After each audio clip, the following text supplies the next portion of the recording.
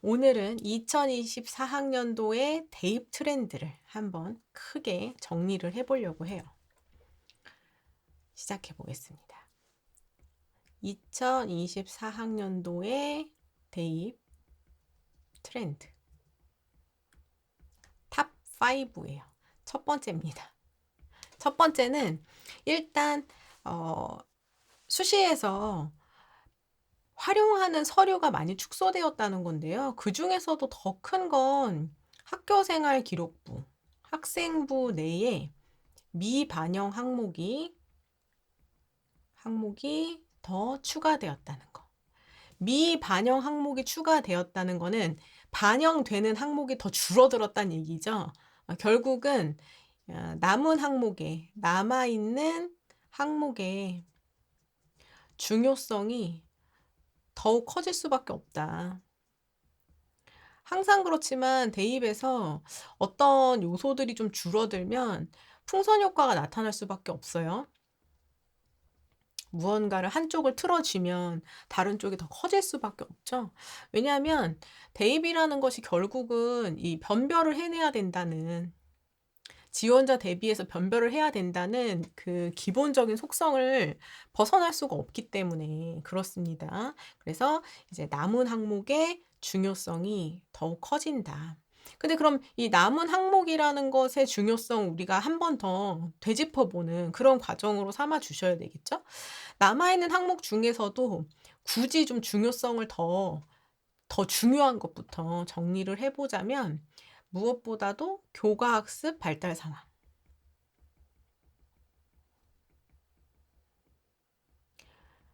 교과학습 발달 사항 내에는 어떤 정보가 들어있죠, 여러분?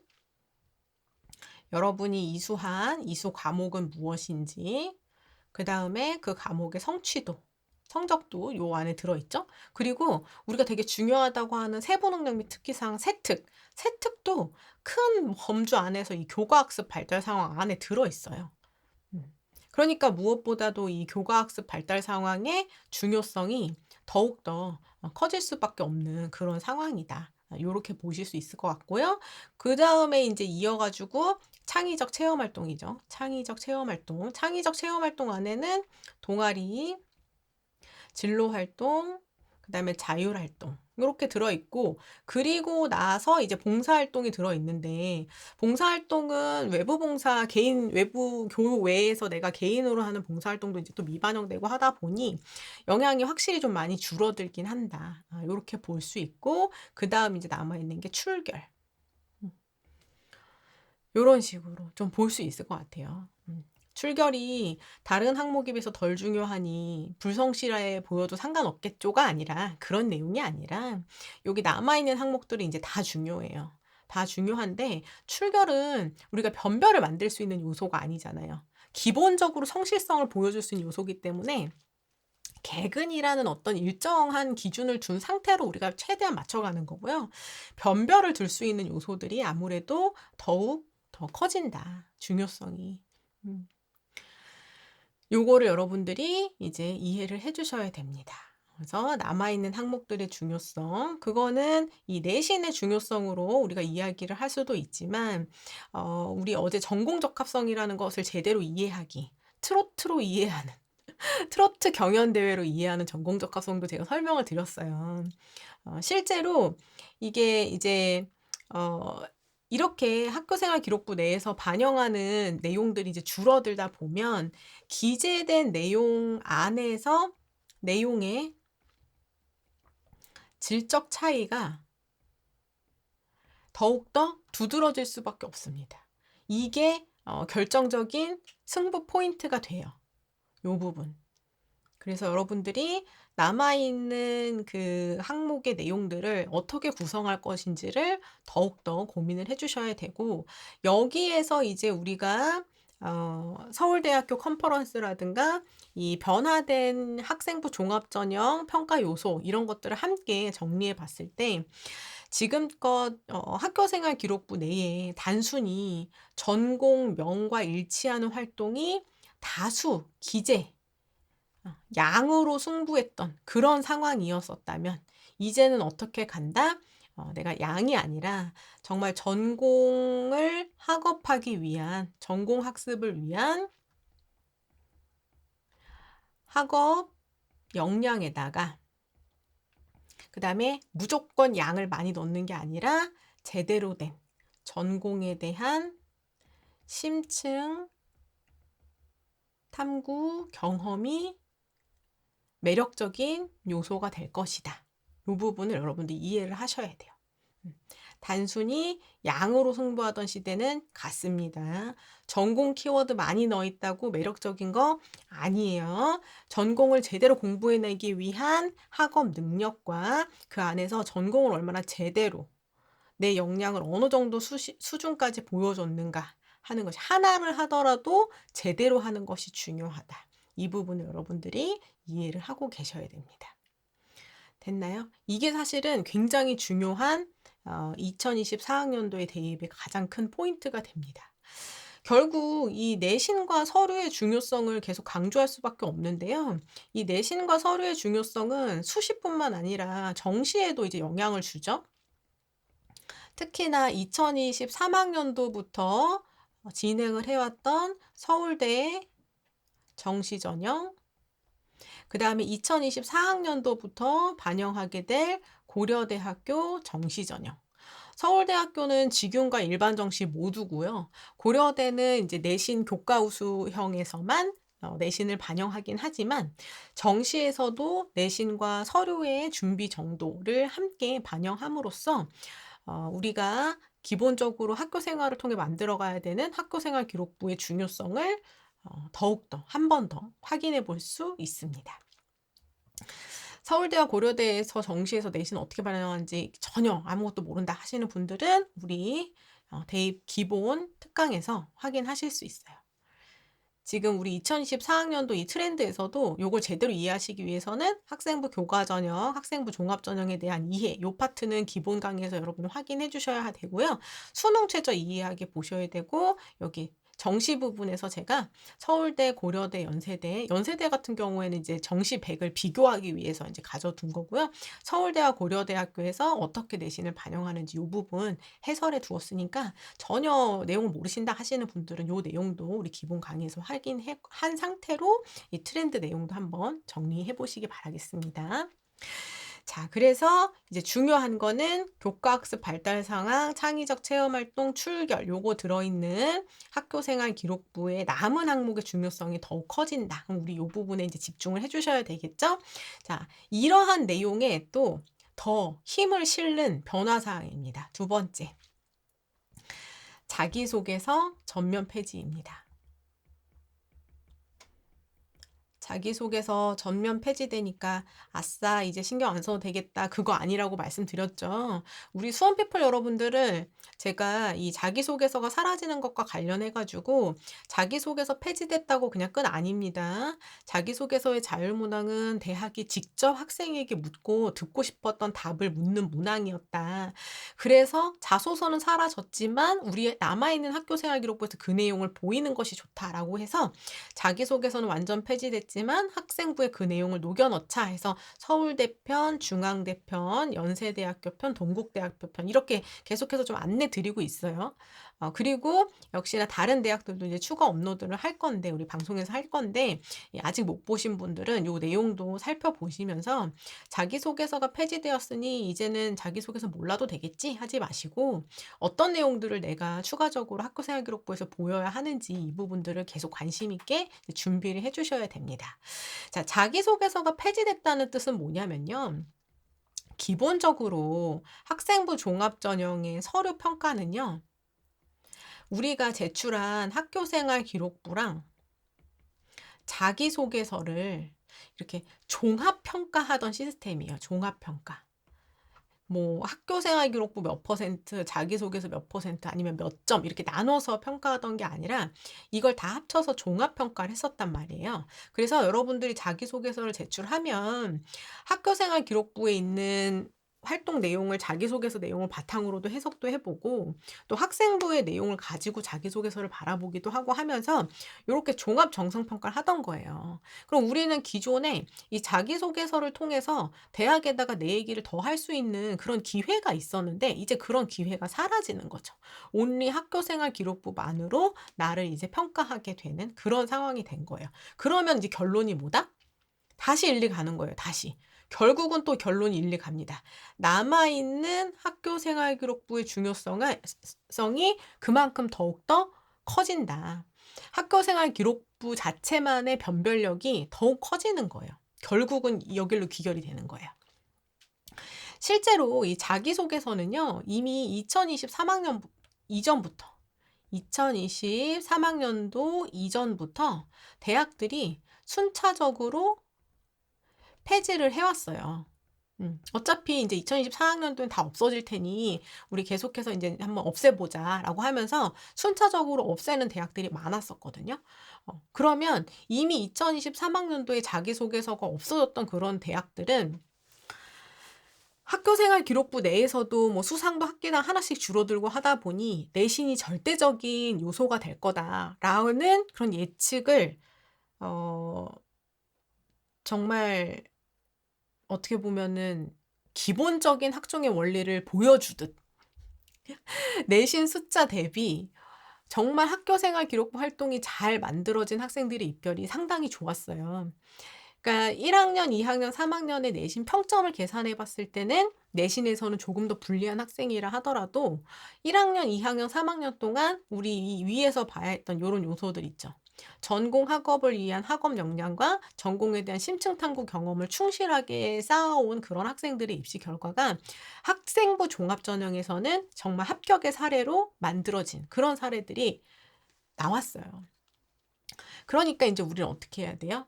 학교 생활 기록부 기재에서 정말 학생이 잘 드러나는 학생 개인의 모습이 보이는 그런 기재를 만들어 가야 합니다. 물론 학교 생활 기록부 기재는 학교 선생님께서 하시는 거예요. 학생들을 관찰하셨다가 그 관찰한 내용을 바탕으로 선생님들께서 써 주시는 건데 제가 늘 강조하죠. 학생 입장에서는 선생님이 관찰하실 만한 모습을 내가 먼저 보여줘야 그래야 선생님들께서 그걸 보고 다음 단계로 이제 써 주실 수가 있는 거예요. 그러니까 학생들 입장에서는 나의 개인의 모습, 나라는 사람의 특성, 나라는 사람의 수준을 보일 수 있는 활동을 계획하고 실천을 해야 선생님이 요거를 관찰하셨다가 기재해 주실 수 있는 기회도 생길 수 있는 거예요. 그리고 실제로 그거 인제 기재해 주시는 선생님들께서도 단순히 학생이 만들어내는 활동의 결과만을 간단하게 써 주시는 게 아니라 이제는 자기소개서가 없으니 이 학생이 어떤 의미를 어떤 의도를 가지고 어떤 노력의 과정을 거쳐서 이런 결과들을 만들어 냈는지 그리고 이 활동 이후에 성장한 학생의 모습은 어떠한지 이런 내용들을 충실하게 기재해 주실 수 있도록 노력해 주시기를 다시 한번 좀 당부를 드린다. 그래서 기존에는 내가 메인으로 했던 활동이 어떤 활동에 참여해서 어떤 결과를 만들어냄이라는 간략한 활동으로 쓰여 있어도 이게 나한테 메인 활동이 되면 우리가 이걸 자기소개서를 통해서 더 풀어서 쓸 수 있었던 기회가 있었던 반면 이제는 이 기회가 없어요. 그러면 진짜 학생이 자소서에서 하고 싶었던 내용들, 어떤 의도로 내가 이 활동을 시작을 한 건지, 이 활동을 하는 과정에서 내가 어떤 노력을 기울였는지, 어떤 자료들을 찾아봤고, 어떤 과정을 거쳤고, 그 과정에서 어려웠던 건 뭔데 어떻게 다시 한번 시행착오를 해결해 냈고, 그래서 결과를 만든 뒤에 학생이 성장한 것은 어떤 모습인지를 충실하게 기록할 수 있는 그런 기재가 되어야 된다. 이렇게 기재를 하잖아요, 여러분. 이렇게 기재를 하잖아요. 그럼 이제 문제가 뭐예요? 학교 생활 기록부에는 항상 제가 우리 이거 했잖아요. 학교 생활 기록부의 각 항목마다 쓸 수 있는 글자 수에는 한계가 있어요. 근데 기존에는 간단하게 썼던 거를 이제는 의도, 과정, 결과 후의 성장한 모습까지 충실하게 써야 된대요. 그럼 이제 달라지는 게 뭐예요? 학교생활 기록부에 쓸 수 있는 활동의 숫자 자체. 예전에는 10개를 쓸 수 있었다면 이제는 5개밖에 못 쓰게 되는 거예요. 이해되시죠? 활동의 소재 수는 줄어들 수 있어요. 하지만 그 하나하나의 활동은 훨씬 더 충실하게 기재가 되어야 되는 거예요. 그 기준은 우리가 학년별 우리는 비교과 활동수 몇 개 해야 되는가 요거 우리 정리한 거 있죠? 그 영상에서 확인하실 수 있습니다. 그 내용을 바탕으로 많이 하는 게 중요한 게 아니라 하나를 하더라도 제대로 하자에 초점을 두고 움직여 주셔야 되는 거예요. 자, 그래서 두 번째 트렌드가 자기소개서가 전면 폐지된다는 거였습니다. 항상 그렇죠? 우리 자기소개서 전면 폐지된대. 오케이. 이건 이해했어요. 그래서 우리는 중요하다고 했어요. 그렇대 해서 끝나시면 안 되고 그래서 나는 에다가 여러분 초점을 두고 움직이셔야 됩니다. 자, 세 번째 2024학년도의 또 대입 트렌드는 수능 최저 기준이 완화된다는 점. 요겁니다. 서울대 같은 경우엔 지역균형 선발 전형이 작년부터 애초에 3합7로 완화가 되어서 그 유지가 되고요. 고려대학교 학교 추천 전형, 인문 3합6에서 3합7로, 또 서강대 지역균형 전형도 3개 합6에서 3개 각3으로, 성균관대도 3합6에서 3합7, 이런 식으로 이제 한 등급씩 조금 완화가 되는 그런 움직임이 있어요. 홍익대 같은 경우에도 그렇게 3합7에 3합8로 변했고, 자, 최저가 완화된다는 건 어떤 의미죠? 수능 최저라는 것은. 수능 최저의 의미는 이거는 우리 대학에서 평가할 학생을 한 단계 더 거르는 거예요. 거르기예요. 거르기.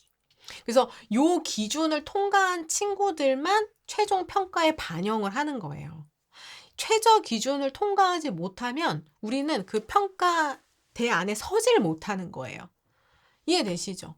그러면 수능 최저를 기존의 학생들이 충족하지 못할 때는, 충족률이 낮을 때는 내가 다소 내신이라든가 서류의 경쟁력이 좀 부족하더라도 충족률이 낮다 보니 실경쟁률이 낮아지고 내가 합격할 수 있는 가능성이 높아졌을 수 있는데, 수능 최저 충족률이 높아진다는 얘기는 뭐예요? 실질 경쟁률이 높아진다는 얘기예요. 자, 실질 경쟁률 높아진다. 요거 이해하실 수 있어야 됩니다. 제가 수능 최저 우리 기본 강의에서 여기서 이제 다 설명해 놨어요. 요거 이해하고 계셔야 돼요. 10명이 지원했지만 그 중에서 수능 최저를 5명만 맞춘다. 이런 상황이 되면 실질 경쟁률이 이제 낮아지는 거죠. 근데 충족률이 높아진다는 얘기는 실경쟁률이 높아지니 진짜 내가 가지고 있는 서류와 경쟁력, 내신의 경쟁력이 높아야만 합격에 가까워지는 그런 상황이 되는 거예요. 결국 또 어디로 귀결돼요? 똑같아요. 수능 최저가 완화된다는 것은 결국 다시 한번 학교생활 기록부에 남아있는 경쟁력이 높아진다로 또 귀결됩니다. 결국은 일이 귀결돼요. 자, 수능 최저 충족을 더욱더 가속화시키는 그런 요인이 바로 이 자기소개서 폐지도 한몫을 해요. 왜냐하면 보통 이제 고3이 되면 고3 7월에 1학기 말 시험, 그러니까 우리 기말고사죠. 기말 시험 끝나고 나면 학생들이 8월, 그 다음에 9월 초 수시 원서 접수 요 전까지 기존에는 이 기말 시험 끝나고 나서 대학 선택하고 8월 여름방학 한 달 거의 요 동안을 자소서 작성으로 시간을 보내요. 그냥 시간을 보낸다는 게 자소서도 한번 써봐야지 이런 게 아니라 밤을 새서 쓰게 돼요. 그러다 보면 우리가 9월에 있는 모의고사, 10월 모의고사, 11월까지 달려갈 때 아무래도 이 한 달이 현역 친구들이 굉장히 불리해집니다. 수능 공부하는데. 근데 이제 이게 없어지는 거예요. 요 단계가. 그러면 아무래도 학생들이 수능까지 공부해 나가는데 집중력이 높아질 수밖에 없죠. 그런 요 특징들이 다시 한번 수능 최저 충족률을 높이는 데 영향을 주고 있어요. 그럼 어떻게 해야 된다? 우리는 실질적으로 내가 합불을 가를 수 있는 경쟁력이 있는지가 정말 중요해진다는 겁니다. 이해되시나요? 요렇게 가야 되는 거예요. 이렇게. 됐죠? 자, 그리고 나서 여기서 이제 오는 거. 결국은 수능 최저가 완화돼서 수능 최저를 충분히 충족하고 내가 정말 제대로 경쟁할 수 있는지 경쟁력을 어디서 봐야 된다? 나의 내신, 학교생활기록부 비교과, 그 다음에 마지막 면접. 이렇게 가는 거예요. 그래서 결국은 서류와 최종 합부를 결정짓는 면접의 중요성이 상대적으로 더욱 중요해질 수밖에 없다. 여기까지 가게 됩니다. 자, 그 다음에 이제 네 번째 트렌드로 가볼게요. 네 번째 트렌드. 네 번째 트렌드는 선택 과목의 중요성입니다. 선택 과목의 중요성. 요거는 2015 개정교육과정 시작하면서부터 계속해서 강조가 되었던 내용이고, 다만 이제 특히나 이제 1학년 친구들은 고교학점제 들어가면서 더욱더 중요해질 수밖에 없어요. 그래서 우리가 평가에서 이제 중요하게 반영되는 게 내가 지원하는 그 모집 단위 대비, 모집 단위 기준으로 필요한 과목, 모집 단위의 필요 과목을 충실하게 이수하였는가. 내가 내 모집 단위에 필요한 과목을 충실하게 이수한 것 자체가 곧 나의 학업 태도이며 학업 수준이며 그것이 곧 전공 적합성입니다. 이렇게 보는 거예요. 대학에서. 필요한 과목 이수 못했으면 전공을 제대로 이해 못했네. 배우고자 하는 거에 도전하는 학업 태도가 없네. 거기까지 도전할 만큼 학업 역량이 안 되나 보네. 이렇게 판단이 되는 거예요. 자, 이거 어디까지 평가해요? 서울대는 정시에서 내신 반영하잖아요. 이때 내신이라는 것이 정성평가예요. 그래서 지원하는 모집 단위에 필요한 과목 이수했나 그거를 같이 평가하는 겁니다. 몇 등급인가만 보는 거 아니에요. 어떤 과목 이수했는지, 세특 수준, 그 다음에 학업 수업에 성실하게 참여했는지 이거 다 같이 보는 거예요. 이해되시죠? 그러면 이제 어떻게 해야 돼요? 2025, 2026을 준비하고 있는 우리 고1, 고2 친구들은 적극적으로 내가 지금 관심 있게 생각하는 모집 단위의 필수적인 과목들을 이수하기 위해서 노력하셔야 되는 거고, 지금 2024학년도 대입을 준비하고 있는 우리 고3 친구들은 내가 지금 모집 단위 범위로 생각하고 있는 그 모집 단위에 필요한 과목을 이수했는지를 확인해보고, 이수했다면 오케이. 그러면 이제 그 다음 단계의 변별 요소인 내신 수준, 그 다음에 세특 내용, 이런 것도 이제 살펴보셔야 되는 거고, 만약에 내가 지금 이수가 제대로 안 됐다. 그러면 그 부분을 어떻게 보완할 것인지를 적극적으로 고민하셔야 돼요. 확실히 발목이 잡힙니다. 필수적인 과목 안 들었으면요, 발목 잡혀요. 그걸 얼마만큼 제대로 보완할 수 있느냐가 합불의 관건이 됩니다. 위험 요소가 돼요. 그래서 요거 꼭 체크해 보셔야 된다. 자, 그 다음에 이제 올해 대입의 마지막 트렌드로 얘기할 것은요, 작년, 재작년에도 계속해서 언급이 되던 건데요. 졸업생의 대거 유입입니다. 유입. 이게 작년 2023 대입에서도 역대급 졸업생이 몰려온다 했고요. 그 전에서는 또 그때까지 또 역대급 졸업생이 몰려온다 했었고요. 계속 이제 늘어나고 있어요. 근데 이게 물론 정시에서의 졸업생 유입은 계속해서 늘어나고 있는 상황이고, 왜냐하면 정시 인원이 늘어나면서 학생들은 계속해서 도전할 수밖에 없는 그런 상황이 되고 있고, 이제 문제는 수시에서도 계속해서 졸업생들이 유입되고 있는데, 이게 인제 어디에서 계속 영향을 받냐면, 아까 수능 최저 완화됐다 했잖아요. 그러니까 이제 이 졸업생들도 지원할 수 있는 교과 전형, 특히나 교과 학추 전형에 학생들이 수능 최저를 충족할 수 있는 그런 기회가 확대되면서, 아무래도 완화되니까 내가 공부했을 때 최저를 맞출 수 있는 가능성이 조금 더 높아지잖아요. 그러니까 학생들이 조금 더 자신 있게 들어오기도 하고, 종합전형의 경우에도 학생들이 지금 적극적으로 다시 한번 지원을 해 봄으로써, 이제는 고3 친구들이 '우리끼리만의 경쟁이다.'라고 생각할 게 아니라, 졸업하는 학생들의 그런 경쟁력까지 우리가 계속해서 고민해야 되는 그런 상황이 되고 있습니다. 이게 어 올해 2024 학년도 같은 경우에는 우리 위에서 봤지만, 학교생활 기록부에서 이제 많은 항목들이 미반영되다 보니 졸업한 학생들이 자기소개서도 없어지는 마당에 "더 불리해지지 않냐." 이렇게 얘기도 했는데요. 사실상 이 학생분의 미반영 항목이 추가되는 거는 2024 에서만 한 게 아니라, 이거는 이제 더 많아진 거고, 2023 에서부터 이미 시작이 됐어요. 이거는 2022 때, 2023 때 계속해서 이제 그 미반영 항목들이 추가되고 있었는데, 그때마다 졸업한 졸업생들은 이 미반영되는 항목들이 같이 인제 지워지면서 들어갔거든요. 그럼에도 불구하고 이 다시 도전하는 친구들의, 졸업생들의 학생부 종합전형 이 합격 결과들이 꽤 나왔습니다. 음. 많이 이게 합격으로도 연결이 됐어요. 특히나 이제 교과에서 수능 최저 기회 본 친구들은 더 기회가 많았고, 학생부 종합 전형에서도 마찬가지였다.